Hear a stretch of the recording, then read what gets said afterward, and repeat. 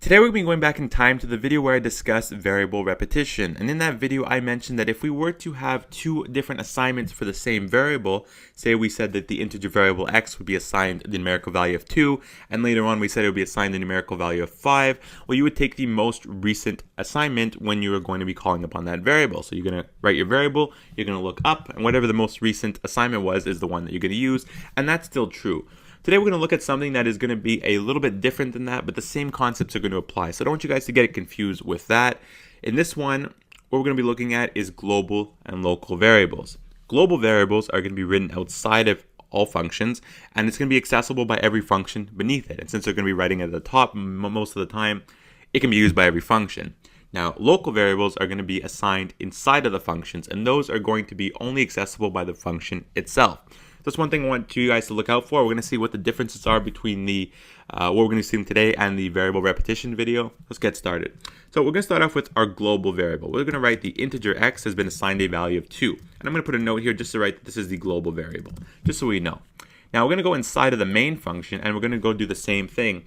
Now if I were to simply go x is assigned the value of 5, this would not work. This would use the rules we saw in the variable repetition video, which means absolutely everything below this point is going to use x is assigned the value of 5. It's not going to, respect the rights that this is a local variable. It's not going to work. You need to actually go ahead and write that the integer of x is assigned the value of 5. Now this is the local variable for the main function only. It's only accessible for the function now that we said the data type again.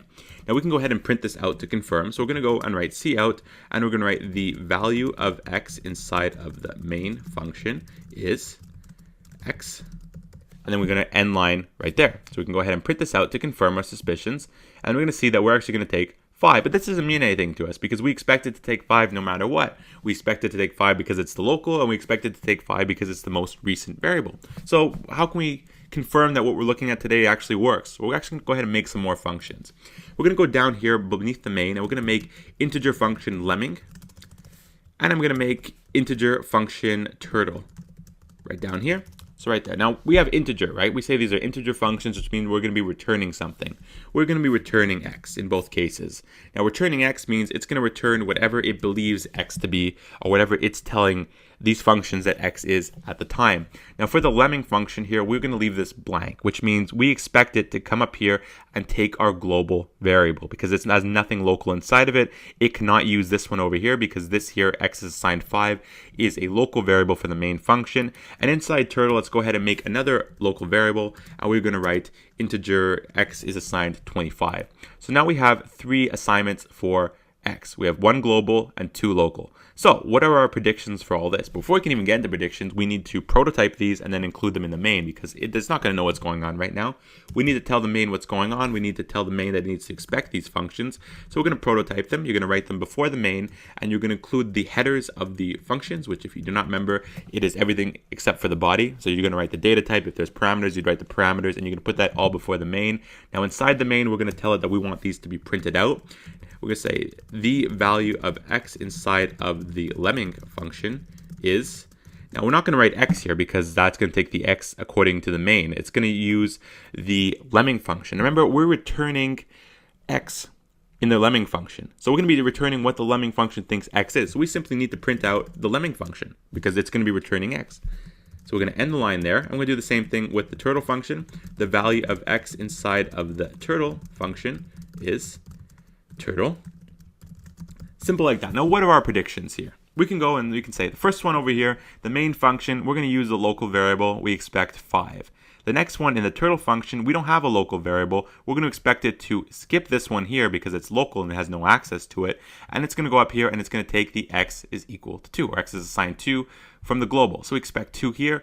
And this one we expect 25 because it's a local variable. It's just going to call upon that. So let's go ahead and take a look. Will we see 5, 2, and 25?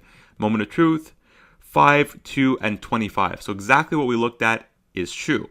Now one thing I want to look at is what if we wanted to use the global variable instead? Say up here we had x assigned 5, right? Because that's the local variable. What if we wanted to use the global one instead? Say there was a case we want to do that. This is where we use something called the Unary scope resolution operator, where we go ahead and we put two colons before the variable. Now this means it's going to go up and it's going to use the global one instead, and it's not going to use the local variable. What do you see that we have this little error here because it means that this is an unused variable, nothing's using it.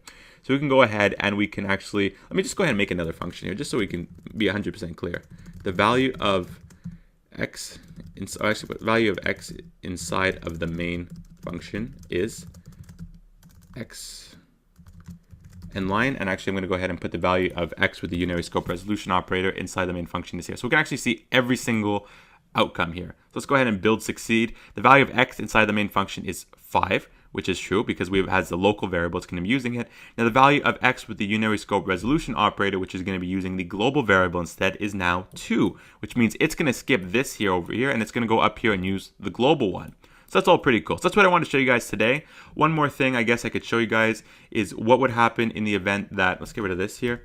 So what happened in the event that rather than saying, rather than saying this was an integer here, what if we just did what we saw in the last video, in the variable repetition video, where I would just say x is assigned the value of 5. Now we're going to look at what's going to happen here with the lemming function, where it's going to be returning x.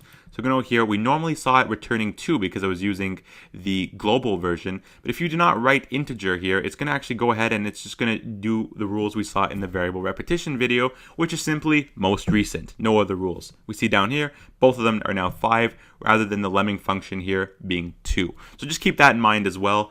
Anyways, hope you guys enjoyed this video. If you have any questions, leave them in the comments below, and I will answer you guys as soon as possible, and I'll be back with another video.